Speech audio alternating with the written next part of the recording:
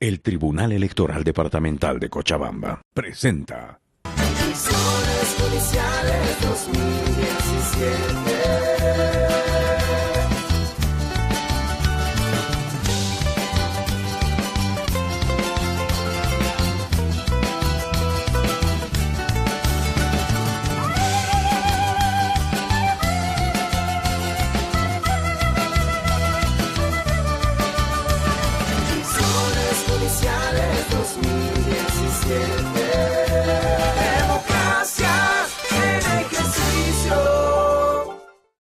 Amigos televidentes, tengan todos ustedes muy buenas noches. Gracias por acompañarnos a Participa y Decide, Elecciones Judiciales 2017. El saludo a nombre del Tribunal Electoral Departamental de Cochabamba. En anteriores programas hemos ido conociendo a los candidatos al Tribunal Supremo de Justicia, la máxima instancia de la justicia ordinaria.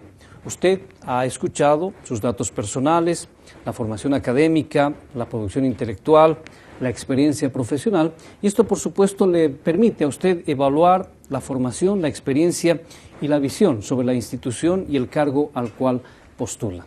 Hoy es nuestro último programa y hoy hemos abierto la participación de la población a través de las redes sociales y vamos a conocer justamente la inquietud de la población y vamos a escuchar justamente la respuesta de nuestros participantes. Le doy la más cordial bienvenida. Empezamos conociendo un poquito más de nuestros candidatos.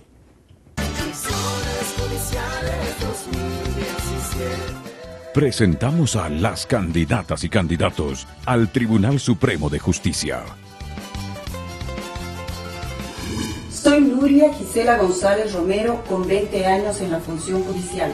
Propongo una reforma integral para recuperar la credibilidad y confianza, lucha contra la corrupción, acceso a la justicia con equidad de género y respeto a los derechos, por una justicia para todos, alguien causa nada. Propongo la transformación moral e intelectual de la justicia. Con ustedes dignificaré la función judicial, haciendo prevalecer los principios de independencia, honestidad, idoneidad y transparencia, por una justicia pronta y libre de corrupción. Sé que tú y yo queremos un cambio en la justicia boliviana. Por eso debemos trabajar juntos y construir una nueva justicia, con ética, independencia y con vocación de servicio al pueblo. Una justicia transparente y moderna es posible. Es tiempo de mejorar el sistema de administración de justicia, impartiendo con probidad, con honestidad, con transparencia e igualdad a todos los ciudadanos. Es posible permitir el acceso a la justicia a todos los ciudadanos para garantizarles la seguridad jurídica. Participa y decide. Órgano Electoral Plurinacional. Democracias en ejercicio. Bien, vamos a saludar en principio a quienes nos acompañan, candidatos al Tribunal Supremo de Justicia, doctora Nuria Gisela González Romero. Como siempre, un gusto, doctora, bienvenida. Buenas noches, Víctor Hugo, buenas noches, colegas, y a nuestra amable audiencia, muy buenas noches. Gracias por acompañarnos. Doctor Juan de la Cruz Vargas Vilte, bienvenido, gracias por acompañarnos. Muy buenas noches, Víctor Hugo. Muy buenas noches a nuestra distinguida teleaudiencia. Gracias por acompañarnos. Doctora Scarlett Carla Gutiérrez Rojas, bienvenida, doctora. Muy buenas noches, Víctor Hugo, muy buenas noches a toda la teleaudiencia. Gracias por acompañarnos. Doctor Esteban Miranda Terán, bienvenido, gracias por acompañarnos. Muy buenas noches, Víctor Hugo, un saludo a toda la teleaudiencia. Bien, yo les decía, ahora, y ese es nuestro último programa, y tiene que ver con la participación de la población a través de las redes sociales. Hemos hecho un compilado de las preguntas más importantes. Las mismas están incluidas en estos 8 sobres. Vamos a tener, como en programas anteriores, 2 participaciones para que puedan responder justamente a las inquietudes. Ustedes van a escoger un sobre en la primera ronda y otro sobre en la segunda ronda, ¿sí? Vamos a empezar con la doctora Nuria Gisela González Romero. Doctora, tiene del 1 al 8. ¿Qué sobre escoge usted? El número 7, por favor. Muy bien, el número 7. Tiene 2 minutos y medio, por favor, para responder a esta pregunta que viene de parte de la población. Dice, ¿qué factores deberían tomarse en cuenta al momento de la selección de jueces? Tiene 2 minutos y medio, por favor. Muchas gracias, Víctor Hugo. Agradezco a la audiencia por esta pregunta. Nosotros entendemos dentro de la carrera judicial la necesidad de cualificar los recursos humanos. ¿Esto qué significa? Para una mejora en la administración de justicia tenemos que tener a los mejores hombres y mujeres que estén formados en derecho, con conocimientos especializados y sobre todo con la capacidad dentro de lo que constituye los valores y la ética para administrar justicia. En el órgano judicial existe una instancia académica que es la Escuela de Jueces del Estado, donde postulan en toda Bolivia en convocatoria abierta para que puedan ingresar de esta manera como jueces dentro de lo que constituye una carrera judicial. Nosotros creemos que es una necesidad urgente fortalecer este ingreso con los mejores alumnos de las universidades de Bolivia para que de inicio tengamos los perfiles más adecuados para administrar justicia. Toda vez de que no puede concebirse personas que estén administrando justicia que vayan a improvisar o aprender dentro de la función. Otro elemento fundamental dentro de las habilidades y destrezas de resolver las causas es la necesidad de la implementación y capacitación con perspectiva de género. Nosotros tenemos una problemática muy lacerante en Bolivia y en Latinoamérica, y particularmente en Cochabamba tenemos la penosa situación de tener muchos casos de violencia contra la mujer.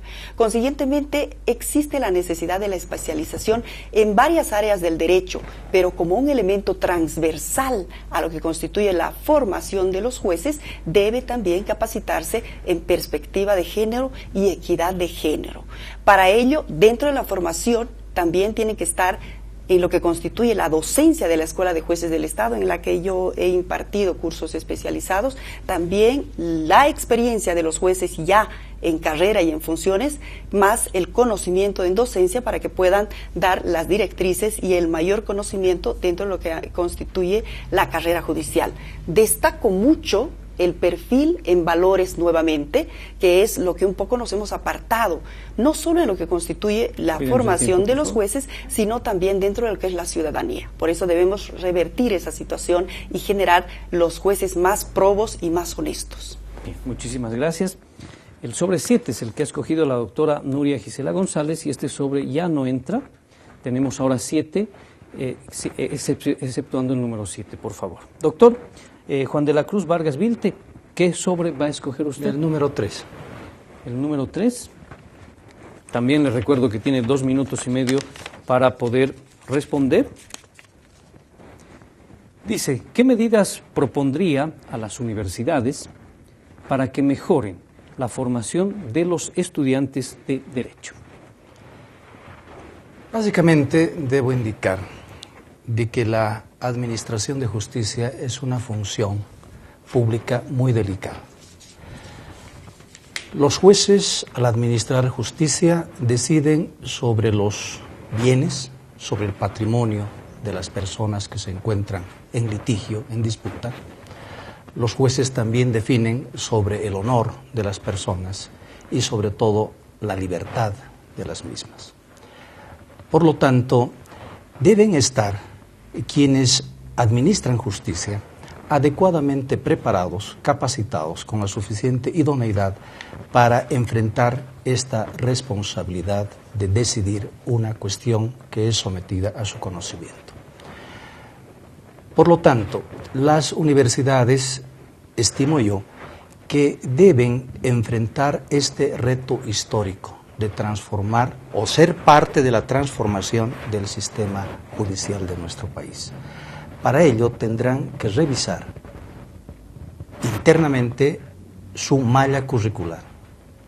Necesariamente tendrán que incorporar las transformaciones que desde la sociedad y desde el Estado se han venido incorporando desde fundamentalmente el año 2009.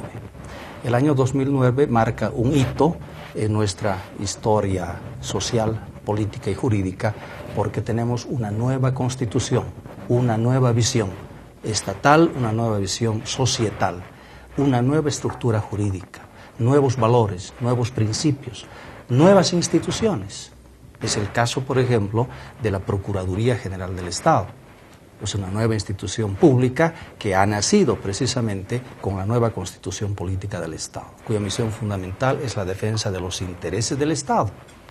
Y esta temática en ninguna de las universidades se ha incorporado como una materia que, por ejemplo, debía conocer el estudiante universitario a los efectos de conocer básicamente en qué consisten las nuevas instituciones que han sido creadas por la nueva Constitución Política del Estado. Pidemos el tiempo. Básicamente, estimo yo que se necesita una transformación del sistema judicial en nuestro país, y las universidades, tanto públicas como privadas, tienen el reto de asumir esta transformación, incorporando valores, ¿no?, que deben necesariamente tomarse en cuenta en cada una de las mallas curriculares de las universidades. Bien, doctor, agradezco su participación. A continuación, la doctora Scarlett Carla Gutiérrez Rojas. Doctora, ¿cuál de los sobres va a escoger? El número 2. Sobre número 2. Tiene 2 minutos y medio para poder responder. La pregunta es la siguiente. En su criterio, ¿cuál es el perfil que se debería reunir para ser juez? Bueno, ya se han incorporado nuevas tendencias con todo el tema de la crisis que viene atravesando el sistema judicial, la administración de justicia. Es importante la trayectoria académica, es importante la trayectoria laboral, es importante haber ejercido también desde afuera. Es importante en la administración de justicia hacer una carrera dentro de ella. Considero que también es importante aquellas personas que han ejercido de alguna manera desde afuera, en el litigio. Pero sin embargo, por la misma crisis que está atravesando el sistema judicial en los últimos 5 años, considero importante el tema de valores, la honorabilidad de las personas que vayan a ejercer como jueces, ¿no es cierto? Que tengan altos valores morales, que tengan una formación humana, que eso es muy importante porque gran parte de la crisis que se ha generado en la administración de justicia es precisamente esto. Sí, conviene también resaltar que si bien hay crisis en el tema del tema presupuesto, porque no existen suficientes recursos humanos, se carecen de más presencia de la justicia en lugares alejados. Sin embargo, lo que más ha estado reclamando la gente en este momento es eso, carencia de valores. Entonces, considero que es importante cualificar a esas personas en valores. Bien, muchísimas gracias. Vamos a continuar. A continuación, el doctor Esteban Miranda Terán. Doctor, tiene 5 sobres. ¿Cuál escoge? El número 8. El último sobre. Recordándole también que tiene 2 minutos y medio para que los aproveche. La pregunta es esta. ¿Qué plantea para superar la mora procesal y la retardación de justicia? Bueno, ese es uno de los aspectos que ha estado reclamando la población, particularmente las personas que están en una contienda jurídica, están en un litigio, y las disposiciones legales que tienen que ver con los sistemas procesales no necesariamente están ajustados en los tiempos y en las formas como las personas tienen que hacer valer sus derechos, porque al fin el sistema procesal es un mecanismo, es un medio para alcanzar el restablecimiento de los derechos o la restitución de los derechos en el derecho sustantivo. Entonces, esta es una de las razones por las que hay una bastante recargada labor en los tribunales, porque los procedimientos no ayudan. Pero además de aquello que hay que proporcionar como herramienta, no solo a los jueces, sino también a los abogados, al Ministerio Público, a todos, que estén a tono con un sistema procesal ágil que permita la celeridad. Pero sobre todo yo decía que también es un tema de actitud de los jueces.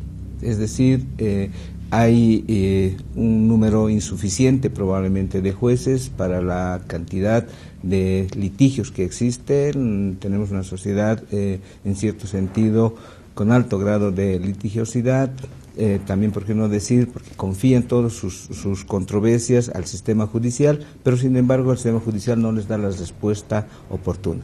Entonces, yo decía que es un tema de actitud, porque con lo que se tiene, con la voluntad que se puede tener, con el grado de conciencia que los jueces puedan tener, yo creo que se puede avanzar bastante. Entonces quiero, en resumen, decir que son dos elementos para mí.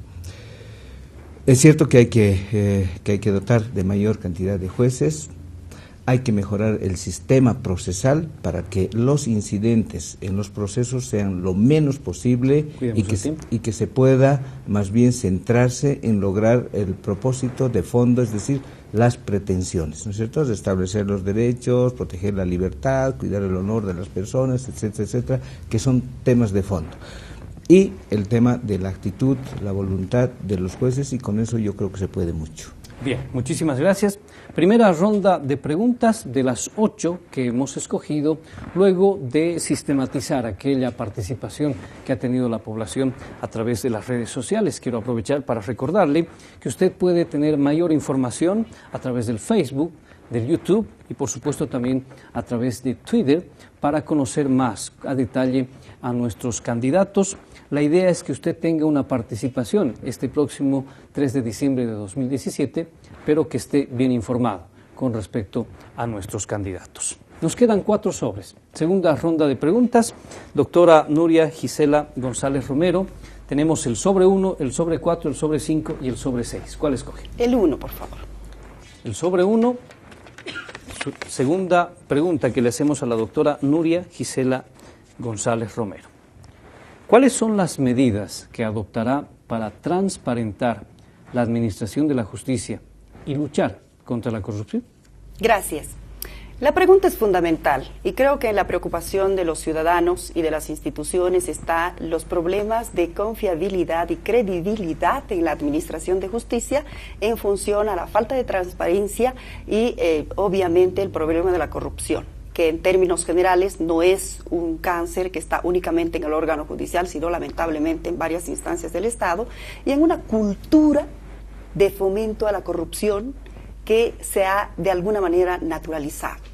Siendo este el problema, es importante destacar que para el elemento de transparencia hay un elemento fundamental que es la accesibilidad sencilla y simple de cualquier ciudadano a la información que existe al interior del órgano judicial.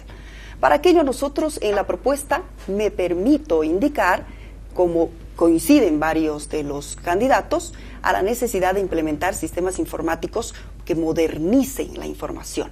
No solo en términos generales a cuál es el servicio que se presta en las diferentes materias en la jurisdicción ordinaria, sino particularmente a los casos y su tramitación, para que cualquier ciudadano, desde cualquier punto del país, pueda consultar, como por ejemplo en un dispositivo, en un celular, en qué circunstancias se encuentra la causa. Si uno va al área rural y también en el área urbana, la preocupación del ciudadano es que hay demasiado gasto en tiempo, en esfuerzo y en la parte económica para seguir un proceso. El solo hecho de contratar un abogado para que le informe y le explique, y por otro lado, que le indique en qué situación está la causa, ya implica recursos económicos. Si ese ciudadano tiene esa información dada de manera sencilla, inmediata y transparente, va a poderse establecer un doble control. El ciudadano que va a saber perfectamente en qué situación está su causa, si el memorial que el abogado ha prometido y ha cobrado para que se presente realmente se lo ha hecho o no. Entonces el ciudadano no va a ser objeto de engaño a momento de tramitar las causas. Por otro lado, va también a establecer dónde se encuentra demorada la causa. Y ese es un elemento objetivo en el ámbito interno de control y transparencia como mecanismo objetivo para también establecer responsabilidades respecto de la demora. Por otro lado, en la lucha contra la corrupción, decía yo que debemos nosotros analizar desde ambos puntos, primero, desde la percepción del ciudadano, que no tiene que existir ninguna dádiva por parte del mismo, como tampoco puede nadie recibir. Por eso nosotros hablamos de necesidad de prevención y de persecución eficiente para atacar de manera conjunta e integral el problema de la corrupción. Muy bien, gracias doctora. Paso al doctor Juan de la Cruz Vargas Vilte. Tenemos el sobre 4, el 5 y el 6. ¿Cuál es? El 5. Sobre 5 tiene la siguiente pregunta. ¿Qué gestiones realizaría ante el Consejo de la Magistratura para garantizar la continua formación y la actualización de los administradores de justicia? Básicamente, lo que se debe hacer desde el Tribunal Supremo de Justicia es realizar una virtuosa coordinación con el Consejo de la Magistratura, fundamentalmente para lograr una renovación meritocrática de autoridades de los distintos tribunales de justicia del país, pero siempre respetando la carrera judicial. Esto es muy importante, tomando en cuenta que primeramente debe efectuarse un diagnóstico de la situación económica de la jurisdicción ordinaria, porque es un hecho de que nuestro país otorga o asigna al órgano judicial un presupuesto relativamente bajo, del 0,6% para el funcionamiento de todo el órgano judicial. Y esto realmente redunda en la calidad del servicio de administración de justicia. Por lo tanto, yo creo que es necesario que exista una coordinación adecuada para que las necesidades de la sociedad civil, las necesidades del usuario de la administración de justicia sean satisfechas adecuadamente por el órgano judicial. Hay que tomar en cuenta que la escuela de jueces del Estado tiene que ser fortalecida necesariamente, pero ese fortalecimiento para lograr una transformación del sistema de justicia necesita recursos económicos. Sin recursos económicos, necesariamente vamos a tener que lograr una virtuosa realización conjunta de esfuerzos para lograr una transformación adecuada del sistema de justicia de nuestro país. Bien, muchísimas gracias. Continuamos, doctora Scarlett Carla Gutiérrez Rojas. Tenemos el 4 y el 6. El 4, por favor. Sobre 4, les recuerdo que tiene 2 minutos y medio para poder responder esta pregunta, que viene de la siguiente manera. En su criterio, ¿usted cree que existe igualdad de jerarquía entre la justicia ordinaria y la indígena originaria campesina? Según lo establecido en la Constitución Política del Estado, la justicia ordinaria, la justicia indígena originaria campesina y la justicia ordinaria tienen igual jerarquía. Sin embargo, a través de los últimos años se han esforzado para poder coordinar y apoyar precisamente ambas justicias, justicia ordinaria y justicia originaria campesina. Se ha promulgado o se ha creado la ley de deslinde jurisdiccional precisamente en el afán de poder trabajar de forma conjunta y pueda reglamentarse de acuerdo a la Constitución Política del Estado.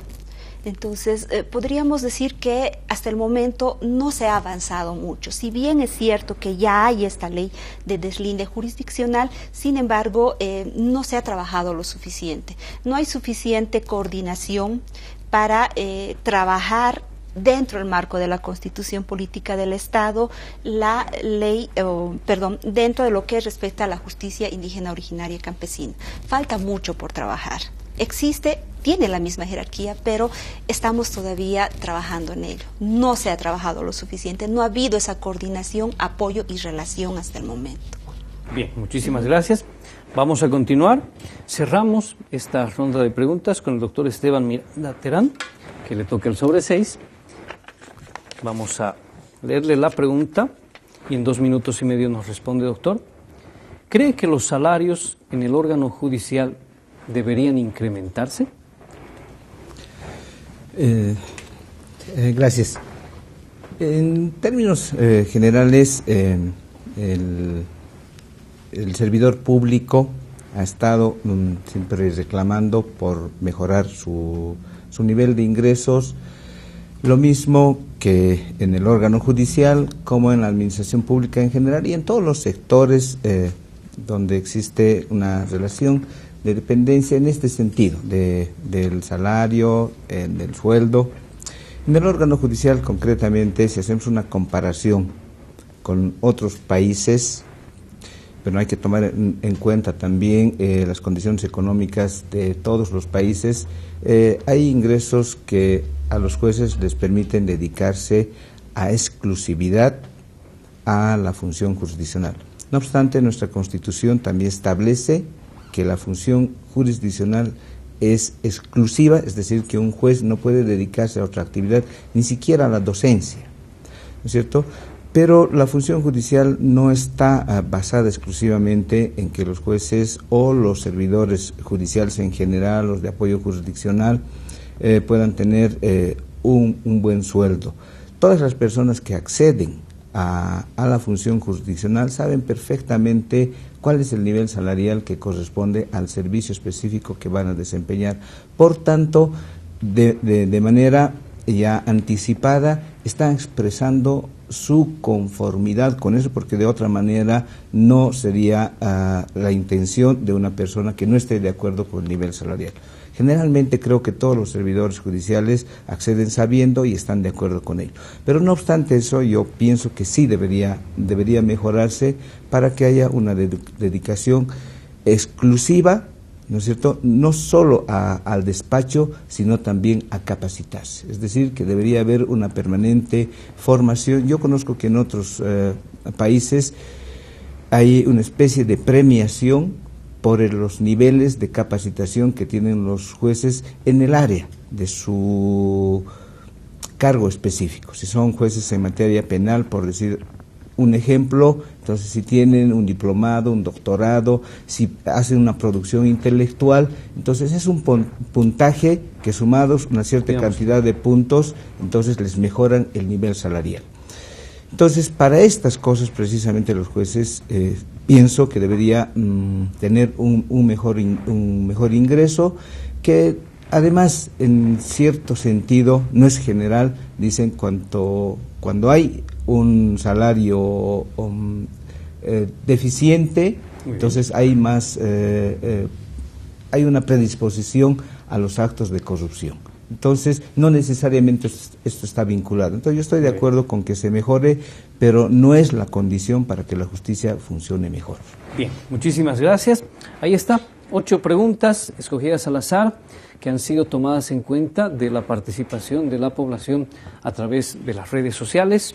Hoy el último programa con los candidatos al Tribunal Supremo de Justicia, que es la máxima instancia de la justicia ordinaria, la doctora Nuria Gisela González Romero, doctor Juan de la Cruz Vargas Vilte, doctora Scarlett Carla Gutiérrez Rojas y doctor Esteban Miranda Terán, a quienes agradezco mucho el habernos acompañado estos días y, por supuesto, invitar a la población a que este 3 de diciembre participen de esta cita electoral que es tan importante. La participación de ustedes es importante y ahora, por supuesto, informada, luego de conocer a nuestros candidatos. A nombre del Tribunal Electoral Departamental de Cochabamba, ha sido un gusto acompañarles en esto que es Participa y Decide, Elecciones Judiciales 2017. Muy buenas noches.